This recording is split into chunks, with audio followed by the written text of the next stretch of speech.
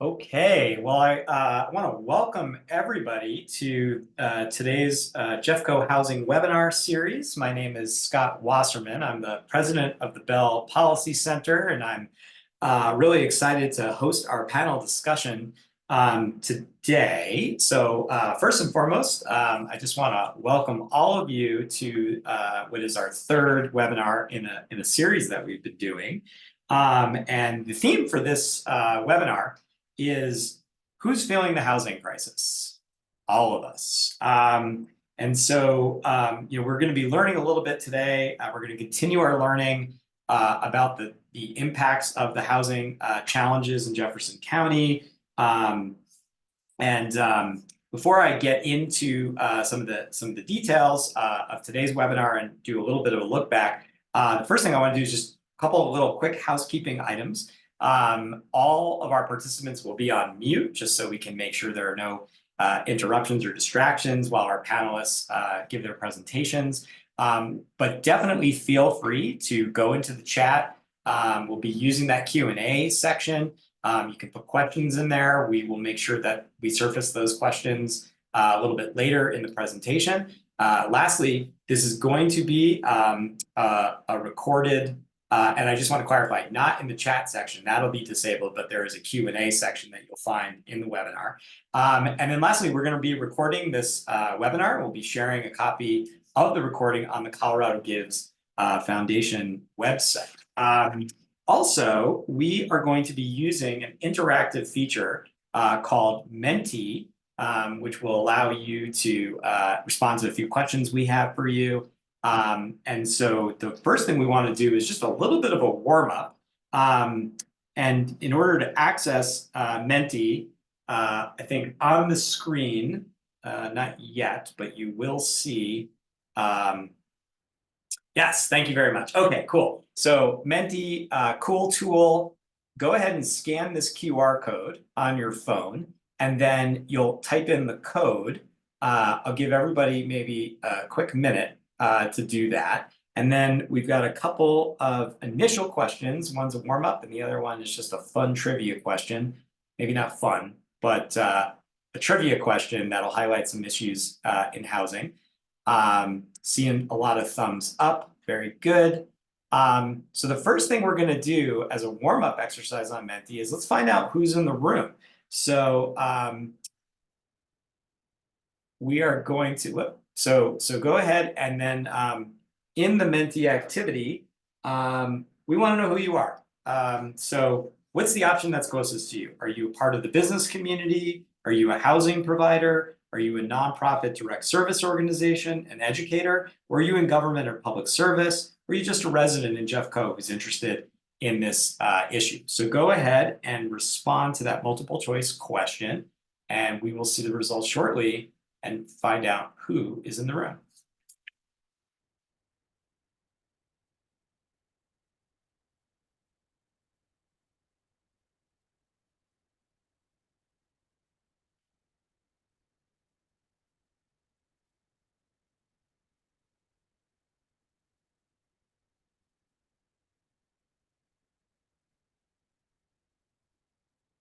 Okay, we're just having a technical challenge. We're on the wrong Menti. 1 second. Sorry.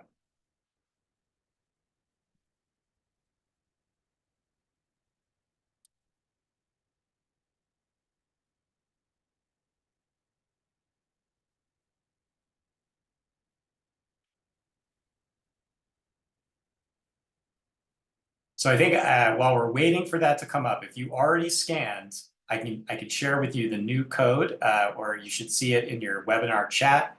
It's 2552-9682. I think we put the wrong code on the screen. Again, the code is 2552-9682.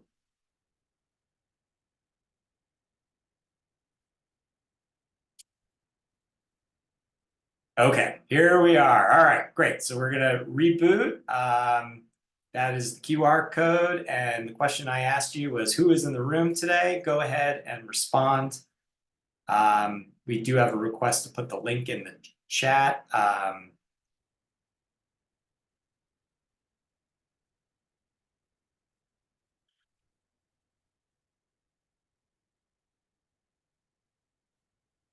Yeah, there you go.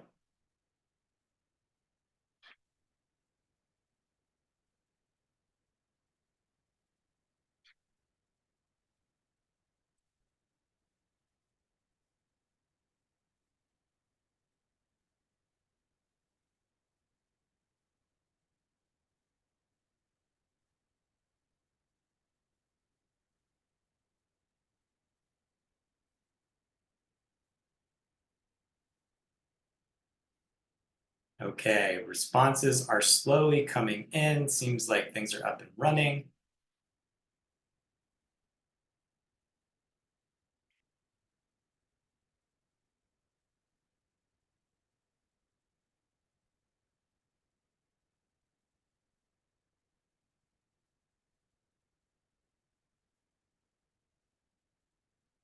Okay, so you can see here, we've got a healthy dose of folks from the nonprofit service organizations, um, government and public service, and then you can see some of the other people who are on this webinar today and where the different perspectives are coming from.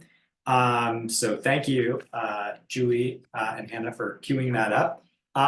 So the next thing we're going to do is we're going to start off with a little trivia question.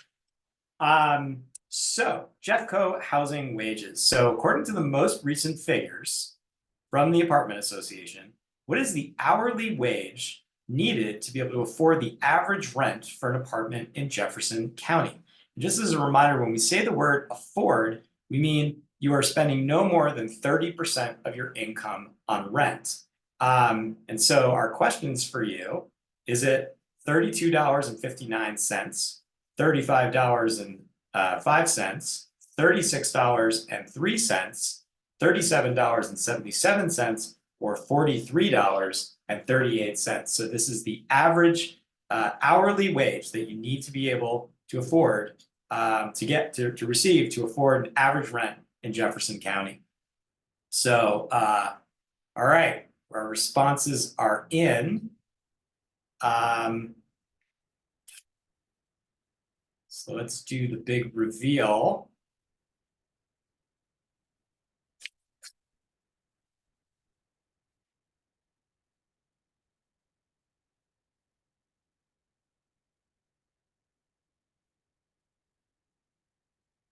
Anybody have a drum roll sound that they can play? Okay. The correct answer was $36.03. That is, I think that's kind of an alarming figure, and we're going to talk more about that. And just to, break it down a little bit more, we know that it costs you need to make $32.59 an hour to live in Wheat Ridge, $35.05 to live to rent an apartment in Lakewood, $37.77 in Jeffco, southern part of Jeffco, and $43.38 to be able to afford a one-bedroom apartment in Golden. So clearly, it is very difficult. One needs to make a lot of money to be able to afford to rent an apartment in Jefferson County. So with that, I would love to just begin to get into the webinar series. So first of all, I just want to recap a little bit about our webinar series. So we've done two so far. So one in October, and the point of the October webinar, it's a great webinar, just really focused on what are the housing challenges in Jefferson County. We learned a lot about the Colorado Gives Foundation housing study that they've completed and some of the input that they've gotten from community members. We learned a little bit about the key findings in that study. And we learned particularly that we have an acute need for more housing options for people who want to live and work in the communities that they serve, right? In November, we zoomed in a little bit more to understand how is all this impacting, what are the ripple effects, right? Because as we know, housing is not just about housing. Housing is linked to so many other things that are important to economic mobility, things like childcare, education, health, right? Workforce. All of these things are tied to the critical metric of are you housed and can you afford to live in the community that you're working in? And so we zoomed in a little bit on that. So we're going to shift a little bit more And I think to kick off this conversation, before we get into our panelists, and I'll introduce our speakers after the video, we're gonna watch a very quick 3-minute video that's gonna look at some of the issues that we are trying to zoom in on as regards housing in Jefferson County. So let's play that video and then we'll get into the panel discussion. Appreciate everybody's patience while we work through those technical issues.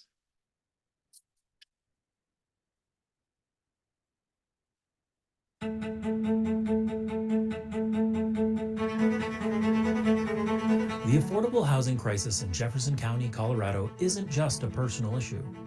It ripples through the county and affects everything from the quality of education to the operation of businesses. Affording a place to call your own is a mile marker in one's life, and it also undergirds the broader health and viability of a community. Well, I think Jeffco's experiencing a surge in growth. For one, we know that Jeffco was always a bedroom community to the more expensive Denver community, and now it is becoming equally or more expensive. You now need to earn about $33 an hour to afford a basic one-bedroom apartment here in Jefferson County. The median price for a home in Jefferson County is just over $600,000. The family median income is $93,000. The rule of thumb goes, don't spend more than 30% of your monthly income on housing. In Jefferson County, however, half of all renters are cost burdened by this, paying 30% or more. It's everyone from the people who are bagging your groceries to the person who is watching your children at your daycare. It's the person serving you your coffee. It is the person who is putting out fires or responding to medical emergencies. It's the people who take care of our elderly and most vulnerable family members. They all want to live and work in the same place. The Orr family are among those who were having a tough time finding an affordable place to live. They run a cleaning business and several other online businesses, but just couldn't find anything in their price range.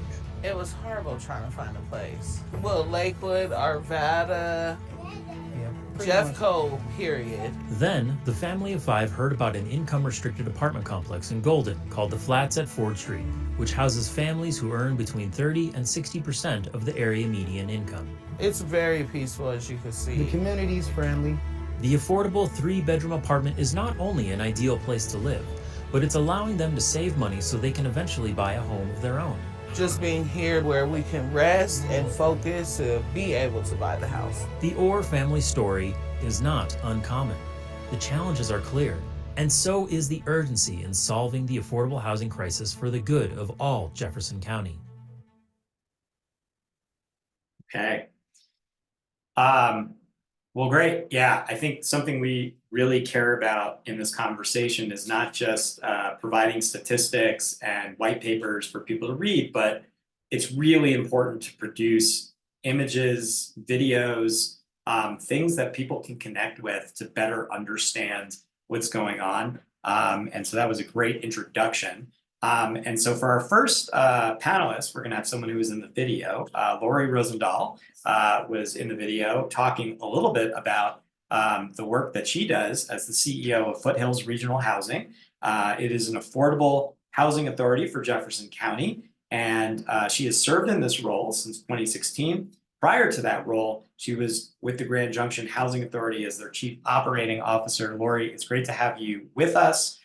You have a lot of experience in the affordable housing world. And so let's just start diving into some of the issues that were highlighted in the video and beyond. I guess my first question for you is, let's talk a little bit about what we saw and heard in that video. And I guess the question that I'm curious to dive into with you is, what are the challenges that you're hearing from your residents that live in some of the projects that you've been working on?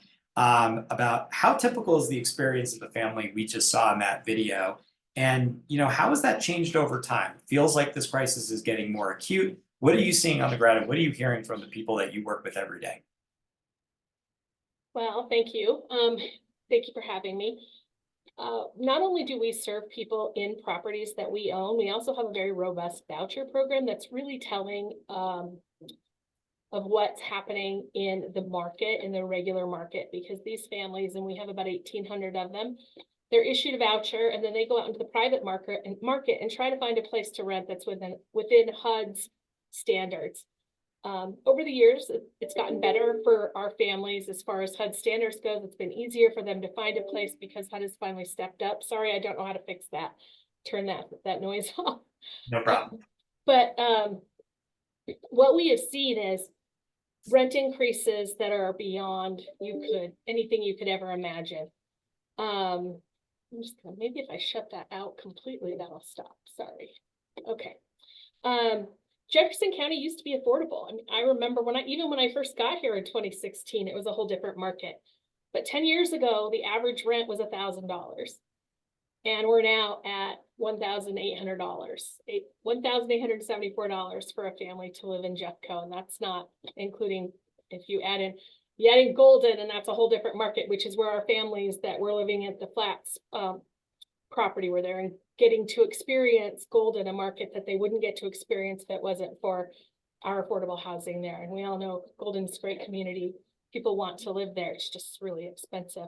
So what we're seeing are people being completely priced out of the market, prices going up rapidly, and even our payment standards and our own dollars that we're using to serve families in the community. We started in 2016 with $10 million in housing assistance. We are now at 28 million. If that tells you how rapidly that's added some vouchers and added some program, but it's also telling as to what HUD knows they have to do in order for families to lease up in this community. Yeah. And so in the video, we got to see some of the rental housing in Jefferson County, and I noticed there was a garden and some great space for families. What are you hearing from the residents that live there? What do you, and I think that the question I have for you is like, what do you hear from the neighbors, you know, of those rental apartments? There's a myth around affordable housing. How does that square with what you are seeing and what the residents in this housing in these housing complexes are experiencing? I think almost always it starts out really rough with neighbors. They don't understand. They don't understand that these are the same families that have been living in their community for years, have been serving them for years, are the beloved checker that they go to because they enjoy that person all the time. They're the same people that they see all the time. They just don't know their circumstances. So our families are hardworking families. They're integrated in the community. They want to live where they work. And so neighbors start out apprehensive, right? But I think what I've seen in every single development is after it's built and it's leased up, all of the drama goes away. And then what I start getting is, well, I want my grandma to live there, or, you know, how can I get my mom in there? So it always starts out with just some misunderstanding of who's going to be living there. Mm-hmm. Right. And I guess, you know, we have been acculturated in the housing market to hope that everyone's house or apart or condo is appreciating. And there seems to be this focus on increasing housing values. And when we talk about affordable housing, we're talking about putting in different valued properties in the mix. And so can you talk a little bit about some of the benefits? Sometimes people will say, oh, I'm really worried about a lower value property moving into my neighborhood. It's going to drop my values. But really, you know, talk to us a little bit about what happens when you have properties and housing options at multiple affordability levels. What is the impact on the community, and how is it different than what people might expect? Right. Well, I think we've seen over the years, history has shown us for sure that properties with multiple income levels are way more successful. Right? We're mixing together a great group of folks from, you know, maybe people who are living on Social Security, or some of our homeless families who just come to us off the streets and are getting, you know, into the workforce, to people who are earning 80% of AMI and working as a teacher and still not able to afford the rent in their community. So I think what we know is that it's important for the community to have a place like that where people can live where they work. We know that it makes for a much healthier community if your grocery baggers, your teachers, your CNAs can all live in the same community they work. Yeah, and we keep talking about this, the importance of living where you work. I mean, when people can't find housing in Jeffco, where are they living? I mean, what if you're a teacher in Jeffco and you can't afford to live in Jefferson County, where are you living and what kind of commutes and experiences come from that? Well, we're seeing long commutes. You know, I've seen many families who are living out in Brighton, which is a little more affordable for them to purchase a home. You know, rents are a little more affordable out there. And what does that do? When we talk about traffic, and I always hear communities say, oh, the traffic is going to be bad. It's going to be so much worse because we're going to have, you know, more houses there and people are going to be moving in. Trust me, people are driving there anyway, but they're driving longer distance and they're clogging up the roads because they're driving further distances and they're paying more money in gas. Just think about how much more money they can actually invest into their local economy if they don't have to pay for things like, you know, gas and you know, if they have to run to get their kids. Think about how hard it is if, you know, your kids get sick and you have to run clear to Brighton. You know, it affects the employers. If the employers can't you know, help their families find housing nearby. Yeah, just that ripple effect. I mean, we think all the time about ripple effects in the policy work we do, but just thinking about someone, yeah, that example of your kid gets sick. I mean, there's a ripple effect back in that community, right? And how that impacts the education system and raising a child in those communities. So I guess like, you know, so we know there's a huge challenge. It can get kind of depressing. Give us some good news. What are some of the opportunities that you're seeing in Jeffco to work to address the housing crisis? And what are some of the actions that could really help? I think people feel a little overwhelmed and want to know, okay, so what can we do about it? Right. So I can tell you from my experience, I've been here since 2016. I've built in every city except Lakewood, and Metro West usually does their own development. So I haven't built in Lakewood, but it is getting easier and easier for us to build affordable housing. And the state of Colorado has really made a commitment to affordable housing. So we have seen record increases in gap financing, grants, and those kinds of things for us to build. What I'm also seeing that's amazing is cities understanding the importance of building in areas of opportunity. So they're pre-zoning land or pre-zoning corridors for density. Wheat Ridge is a great example who has really focused on that Wadsworth corridor as a place where we should have density and affordable housing because they understand that housing for our families has to be built in areas of opportunity. It has to be built near stores. It has to be built on a major you know, RTD line. It needs to be close to doctors. It needs to be close to schools. Many of our families don't have cars, and even if they do have cars, they can't afford to drive them miles and miles for things. So it's been really great to see communities really step up and recognize how important it is to build in areas of opportunity and also helping us. This is the first year where I've actually had cities step up with cash. I've had Golden come to the table. We've had Wheat Ridge, you know, come to the table in big ways. We've had the city of Arvada helped us get through our process at Audi. And what was beautiful about that project is we actually received private activity bond cap from all over the place, from the county, from all cities. Every city gave us their bond cap to get that project done. And then I have to always recognize the county because they have stepped up. Always, every property. We would not have built anything in Jefferson County without the dollars that we get from the county and their unwavering support. So Yeah. I think what we're seeing is just a shift towards understanding that housing shouldn't be pushed aside into, you know, an area just because it's affordable. It should be pushed out of the way. You don't want to see it. You know, they know we build beautiful quality communities. You just saw flats at Ford Street. It's gorgeous. It fits right into the city.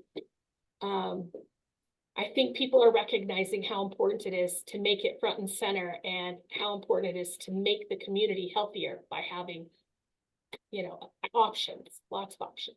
Yeah. Well, thank you. I mean, and I guess like we're out of time, but I think, you know, maybe in another webinar, we could talk a little bit more about, use a lot of phrase like gap funding, and you talked a lot about grants, and I think, those terms can be really overwhelming and intimidating, but that's the language of housing affordability. And it also seems like there's a recognition on the part of government. This isn't going to happen by itself. Like the free enterprise and various market forces are just not going to magically make housing affordability available, and that it's really up to us to find those resources to make it happen. And so maybe at some other point, we can talk a little bit about how all those funding mechanisms work. But it's really exciting to learn more about what you do. And so thank you for joining us. Maybe Can I add one more thing? I'm so sorry. Oh, go ahead. It's so important. And almost all the communities in Jefferson County have recognized the need to reduce parking requirements and look at their zoning requirements. And they're all doing it. And I'm telling you, that's not happening everywhere. So every single one of them is doing that as well and making them more affordable housing friendly. That was it. I had to say that because zoning is so important. Can't do it without it. Absolutely. And I think that's why as a state, we're seeing so much conversation about land use and zoning. Right. You can't just magically make dense housing appear. You have to support it. Okay, we will bring you back for questions and answers. Thank you so much. Lori, okay, we're going to take a super quick break. We're going to go back to our Mentee app that hopefully all of you have downloaded and are able to use. And so we just want to kind of do a pulse check here. Quick break, in a word or two, what were some highlights from the video or just this brief conversation with Lori Rosendahl? And yeah, so what words are coming to mind, words or phrases? Quickly just jot down some reactions, and then we'll see what people are thinking.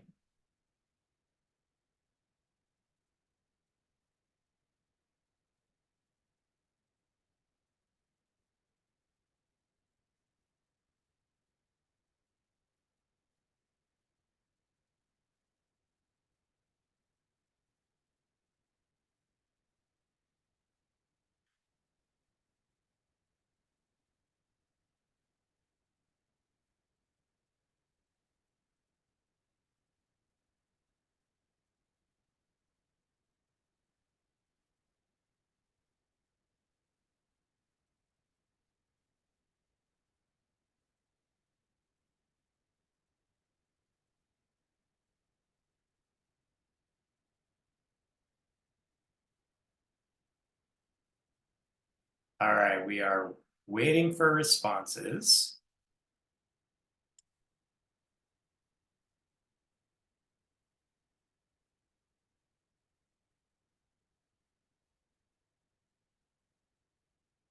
All right, 4 responses. Inspired, funding. None of this happens without funding. Zoning is really critical. Support coming from communities, local governments, and interesting. This is interesting and informative. That is the goal, so I'm excited. Bright future. We are getting our act together.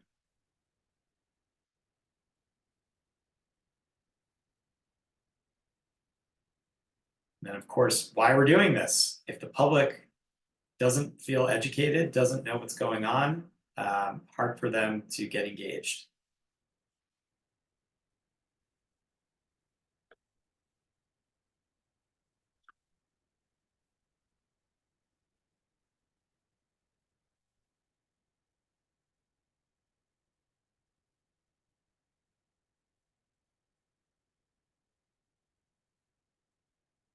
Okay, I think we've got our responses in, and you can see a little bit about what people are taking away. Okay, so now we are going to move along, and we are going to have a brief conversation with Emily Sander. She is with the Jeffco Human Services Department, and we're going to talk to her a little bit about what's happening in Jefferson County. We heard from Lori that governments are getting more engaged and more proactive in this discussion.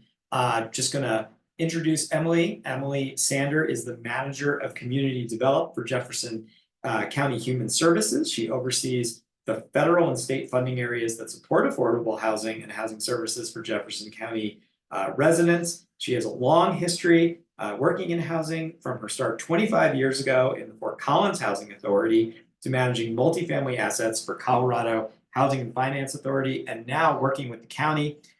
She has always been an advocate of housing for all and believes that having a home is a basic human right. Emily, thank you so much for joining us. We learned from Lori, she says counties are stepping up, local governments are stepping up. And I guess, what are some of the big efforts from your perspective that are underway at the county level to address these housing needs? We'd love to hear from you, just like an overview of where you all are focused and what some of the big projects you're excited about are. Sure. Thank you again for having me today. So we have a couple of newer efforts that the county has recently embarked on. One of those is a 15-year housing plan. The county has never really had a housing plan, so this is really exciting. And then also recently we had a decision package approved by the commissioners for some additional homelessness resources. So with the help of federal grants, we're going to be adding 2 new homelessness outreach workers for unincorporated Jefferson County, where we have had no outreach workers in the past, as well as a housing navigator. And this is in addition to the Jeffco family navigators that we have at the county who cover the entire county, and then also the singles navigators who the cities have working in their jurisdictions. So in effect, we're hoping that we can provide more coverage and provide navigation and outreach for families and individuals who are experiencing homelessness across the county. So this is very, very positive thing. Great. So let's just drill in a little bit into some of those buzzwords that you use. So you talked about a housing plan. What is a housing plan? It's a 15-year housing plan. Is this the kind of thing that bureaucrats write up, it sits on a shelf, or how does a housing plan work, and why should Jeffco residents care about it? Yeah, so that's a great question, and hopefully, no, this is not going to be one of those housing plans that's sitting on a shelf. We're trying to avoid that. So part of that is the commissioning of a housing continuum task force, and this kind of evolved about a year ago. And we have 19 members from across the community, including concerned citizens, housing professionals from nonprofit, for-profit, faith-based, government sectors. And so we put out an RFP several months ago, and Root Policy Research and SE2 were selected by a review committee of housing task force members to create this 15-year housing plan. So this task force is currently meeting monthly with the consultants. They're reviewing the data and discussing priorities every month. I think we're going to launch into the community outreach piece here in the next couple months. So the intention is for this plan to be a county-wide plan, and hopefully to be completed by fall of 2024. So the idea is to incorporate the other housing plans that have been happening across the county. So we have the cities who most of them have developed their own housing plans at this point. Colorado Gives Foundation, which you mentioned earlier, also has developed a housing plan that's more focused around workforce housing. And then also, excitingly, the county comprehensive master plan is also being updated at the same time. So it's a really great opportunity to sort of align and look at the big picture and really kind of get an idea of what's going on in the county and what we need and what we want. Great. A couple of the key goals that I'll mention for this plan are to address the entire housing continuum. So we're going to be looking at from homelessness all the way up to market rate housing, and also to provide that roadmap with some clear goals that the county can actually pursue over the next 15 years. Excellent. I have so many other questions for you about how this works, but I don't have time. I guess I'll go back to something I chatted with Lori a little bit about, and maybe this is a good opportunity to just share one example. Like, what do these finance instruments that are used look like. I think for many of us who are not involved in finance or don't know how to develop housing, can you give us an example of how financial assistance is key in a project, and maybe just chat briefly about one project that might come to mind? Well, we have a lot of projects going on right now, but I'll kind of explain how Jefferson County is involved in the financing of these projects, and we try to do a lot with a little. I'll just say that. So the county receives entitlement allocations from HUD, which is something that happens across most jurisdictions. We have approximately 1.6 million that we have annually that can be used directly to address affordable housing. So this comes in the form of supporting new construction, rehab of existing housing, acquisition to maintain naturally occurring affordable housing, and the hope is to create additional units because we have a huge gap. I would say the county supports the completion of around 150 additional units per year, and is also leveraging about 30 million in additional funding coming into the county for those projects. So we're currently working with our amazing housing authorities. We're working with nonprofit developers, for-profit developers, on various developments in Wheat Ridge, Lakewood, Arvada, up in Evergreen. And these projects all range in scopes from doing a motel acquisition for bridge housing to doing, permanent supportive housing. We have one of those projects that we're working on, workforce housing, rental housing, and home ownership. So we just have a ton going on right now in general, which is great. And a lot of that, I think Lori mentioned, is just some influx of funds from the state and feds, and just, our partners stepping up, and our city partners and state partners, and the ability to kind of leverage more funding. Great. Yeah, and I think something that strikes me, and we're out of time for your section, but the importance of having the plan, right? Because otherwise, all this money is going out, and it may or may not lead to the outcome that everybody wants. And so, the plan and the funding is so important, is so connected, right? Is if we're not doing this in a coordinated, informed way, we get outcomes that we may or may not like. So maybe we'll come back to that when we answer questions. But thank you so much for sharing your perspective.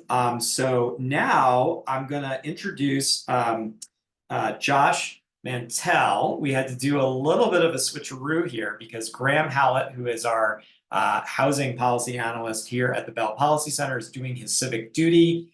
He has jury duty today, and he just was not able to make it. So instead, we have Joshua Mantell. He is our fiscal advocacy and special projects manager at the Bell Policy Center. He very courageously offered to step in, share some of his insights as well as Graham's in this conversation. And it's great to have you here, Josh. Thank you so much for filling in. We won't grill you too hard. But I think the point of this is just to give us like a little bit of context, maybe zoom out a little bit away from Jefferson County.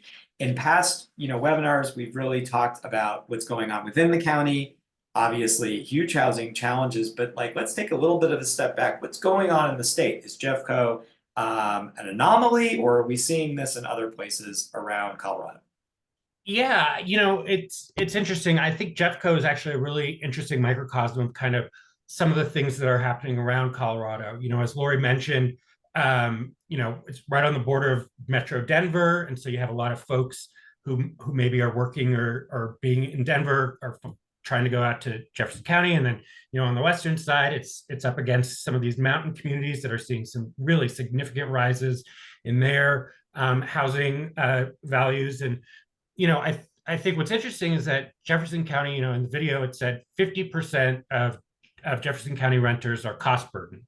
And that's actually mirrored statewide as well. 50% of Coloradans, Colorado renters are cost burdens as well, meaning they spend at least 30% of their income on their housing. And that really leads to some significant challenges for these folks who have to figure out how to cut other expenses in order to just be able to find a place to live. Whether it's their healthcare or childcare or other kinds of things, and that really leads to decreased economic mobility when you're thinking about how they can spend their money going other ways. And so I think Jefferson County actually is a really interesting way of kind of looking at this in kind of a small chunk, but understanding that these issues are very much present in many other parts of the state across Colorado. Yeah, and there's linkage between them, right? And so it only takes a minute to think about the ripple effect. If there's housing pressure in one county and then suddenly people shift over to another county, whether it's a community like Brighton or up into the mountain community. So no community is really an island, right? So that's really important to think about. So we've talked a little bit, and we mentioned this, we talked about this with Lori a little bit, and this idea that there is a benefit to having a mix of income levels and housing affordability types. And what we heard from Lori is this is good for the community. Is there additional, research or evidence that shows that there's a benefit to having more heterogeneous communities with different income levels and different housing types? Yeah, I mean, I think first and foremost, like when we just think about people having stable housing, they're more likely to engage within their community and contribute because they feel like they have an actual stake in these kinds of issues. And so if people are feeling like they have stable housing, they're much more likely to contribute into their community. And I would say that what we've also seen is that mixed income communities report property value stability. They report greater property value stability across time. And so that's also a really important for the communities that they live in as well, because that leads to better budgeting decisions and easier ways of funneling that money into the places that really need it. And we've also seen that people who have these kind of stable housing, better health, and so that's better for the community as well. And so these kinds of things really do contribute to the stability of the neighborhood, the community. People know each other, people see each other all the time. And so, I think to something that Lori said, these kinds of communities, they also break down some of these barriers and stigmas that we see across the state so that other communities see the success of these things and are more willing to invest in some of their own affordable housing and mixed income communities that will further decrease housing instability in those communities as well. And so you have these kinds of domino effects across communities that will really lead to greater neighborhood stability across time. Yeah, and in doing a little brief reading, we talked earlier about, there are groups who work on childcare, there are groups who work on, other issues like health. And there seems to be increasing awareness about the so-called knock-on effect, and this idea, well, I'll let you talk, what is the knock-on effect? And why should we care about it?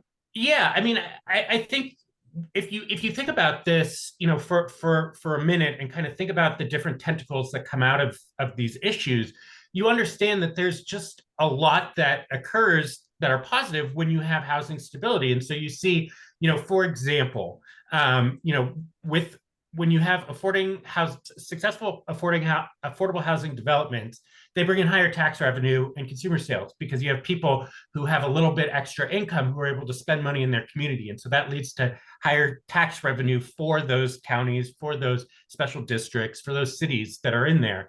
And that leads to more jobs. And so you have, 122 new jobs for every 100 affordable housing units. You have better outcomes in education because kids who are not hypermobile, who are staying in one place at one time, studies show over and over again that those kids have better educational outcomes, which of course leads to better economic outcomes later in life. And that it attracts and retains public school teachers who can work in their community and become veteran public school teachers who are teaching these kids there in much more holistic ways. And so you see all of these things. I mentioned the healthcare, not to mention the mental and psychological effects of housing instability that it would have on somebody.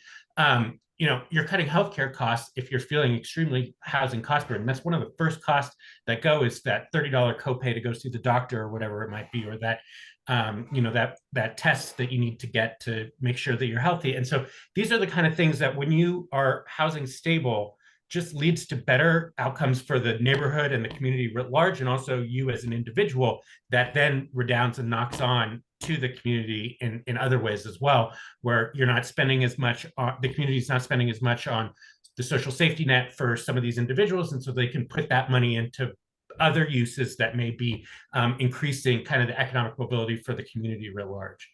Great, thanks. Yeah, I mean, it's in some ways, after you say that, it feels more obvious.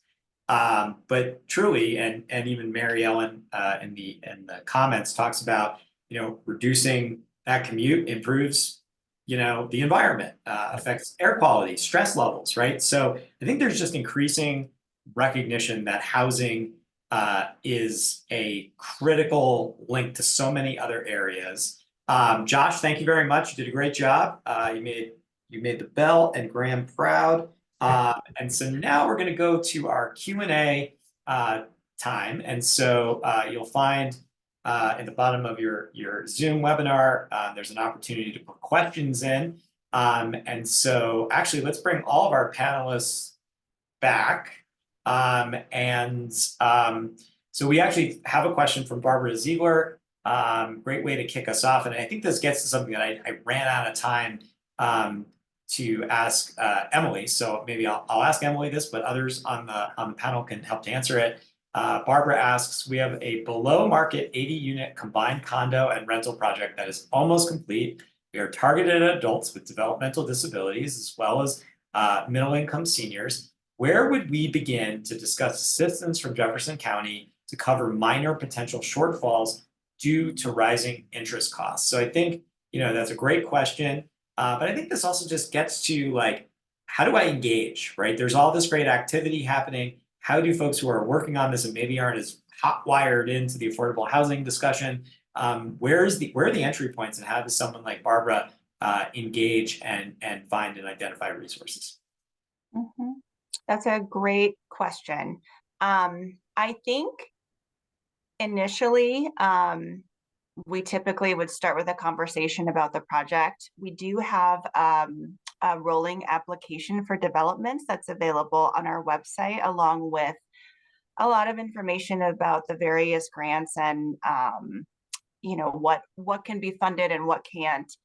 I will say that the great thing about federal funding is that we have it, and it can provide some help. The tricky thing, as Lori will attest to, is there is so much red tape involved that it makes some projects very difficult to be able to do. So that being said, I will certainly put the link to our site, the application, my contact information in the chat, and we can talk about your project. Great, thank you. Any other thoughts? Lori, I think you're on mute. Yeah, I might also have a thought for you. So if you want to contact me, feel free. Okay, great. So we'll put your contact information in the call. And I just think that, and to me, that question, and we'll get to this next question from Mindy in a second, just brings back why having a housing plan is so important, and why all of these resources are important, because there could be somebody out there who is working on a project that's part of the solution. And if folks don't know what the larger plan is, what funding is available, it can be very frustrating. So the sooner that plan comes together, the sooner the community is aware of it, light bulbs start to go off. And that's so key in these conversations. So thank you. I guess, and so Mindy asked a great question. And I think that's probably on a lot of folks' minds. At the Bell Policy Center, we do a lot of work around fiscal policy. A couple of years back, voters voted on Proposition 123. It uses dollars, directs some of the dollars that would have otherwise gone to our Tabor surplus into affordable housing funding. But when we hear that, it's like, great, there's all this money, hundreds of millions of dollars available for affordable housing. What is that? How do we access it? Where is that money in the pipeline? So any of our panelists could answer. I'll probably, maybe I'll start off with Lori. I'll just go in kind of in the order we did the conversation. Tell us about this Prop 123 money. Where is it? How do we access it? What is it being used for? Well, first of all, we had to opt in as a county and then cities, and I believe everybody opted in, right? And then we had to set a baseline that had to be approved of how many units we're going to complete in a certain amount of time. And that has all been done, I believe, with every city. I'm not sure about Westminster, but I believe all the other cities have had their baseline set and are ready to go. The problem is it's already oversubscribed. You know, we've already applied for some funding for land banking, and it was, you know, we were pretty quickly denied. So it's already oversubscribed. It's going to be for a while. I think it's a great resource, and I'm excited for it. And we apply, of course, for every penny, as does the county, and the county will be, I'm sure, applying for everything they can get too.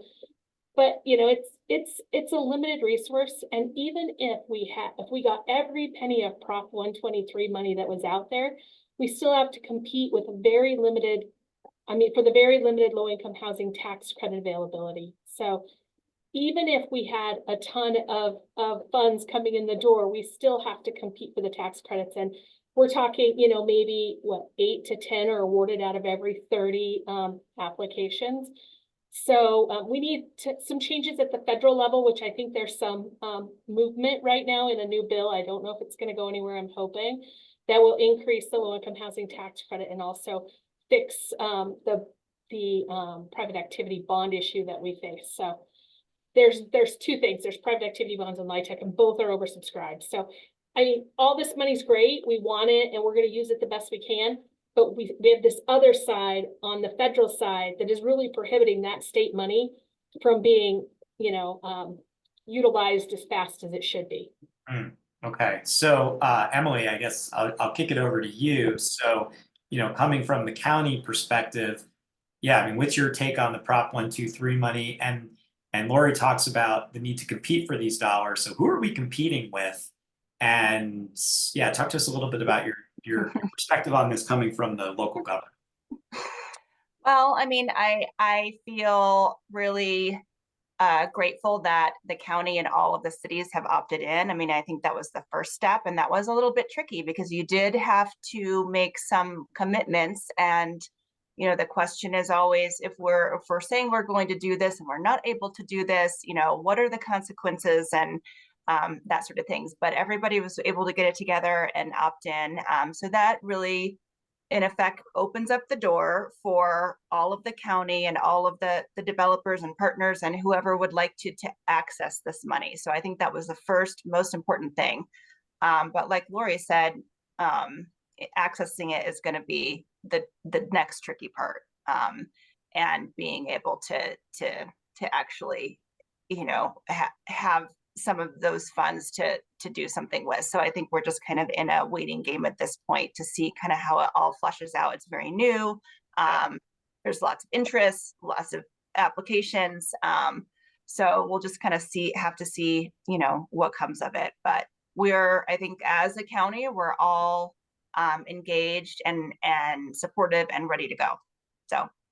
And any of our panelists can answer this. I mean, let's just give our participants a little context. I mean, how much money was freed up?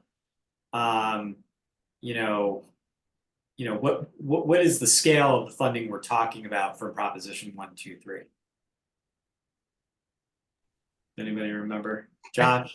Yeah, I think it was about $300 million, if I remember correctly. And I think looking at the kind of the big picture, I mean, this is one of the issues that we have in Colorado with our lack of funding available for all of these things is, you know, housing is in a crisis. We're in a crisis state, as we've mentioned, and we'd like to put as much money as we possibly can, but we have such finite amounts of money that we're able to do. And so having something like Proposition 123 was great because it could direct some of these dollars, but we're also coming up against, you know, funding for K through 12 education, funding for healthcare and all of these things. And so, you know, is it enough money? Probably not. Is it as much as we can possibly ask for? It's pretty close at this point because of all of the other obligations that we have as a state for all of its people. And so, you know, I think, you know, to Lori's point, you know, it's probably not enough, but I think that this is a really good start, and hopefully will kind of allow us to grow this program in ways that will be a little bit more sustainable. And hopefully, you know, the startup costs are a little bit higher. And then as we kind of get moving, we can kind of bring some of those costs down in a way that will help us access all this money. Yeah. Yeah, and I think the only other thing I'd point out is just, and we don't have time to dive into this, but just how important intergovernmental collaboration and cooperation is, right? In this conversation, and it's not just intergovernmental; it's all the different sectors. And so here, I think we've heard about, you know, nonprofits that are working in this space, private sector, investors, and then the ability to leverage those dollars.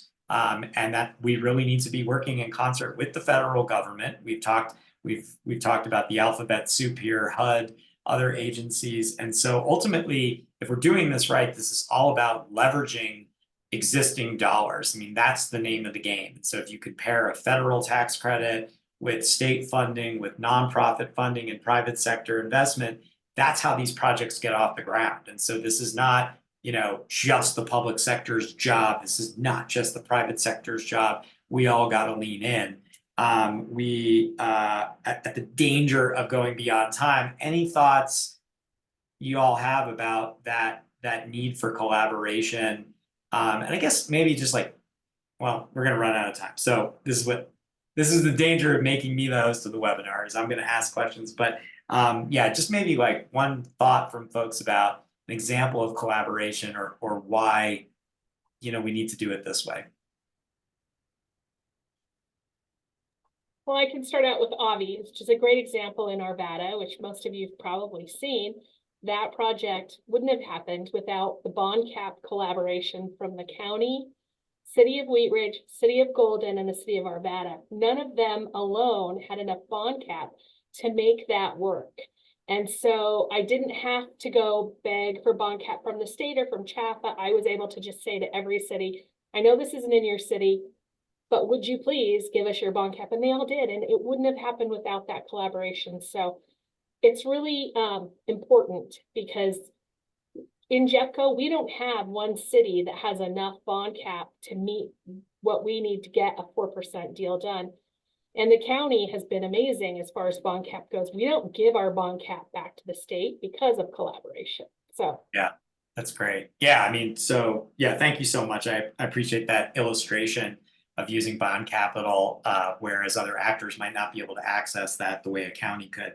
Okay, so that's actually a great segue to our closing slide. So everyone plays a role in this, right? We can't sit on the sidelines. And so, first of all, if you want to get involved and get more engaged in all of this, you can contact Nazia Hassan, a Bell alum, and we're very proud of her work over at the Colorado Gives Foundation. That's her contact information. Colorado Gives Foundation has been an amazing leader in this space, and as you could tell, is working. And that's another example of how nonprofits can help bridge the gap between these different sectors.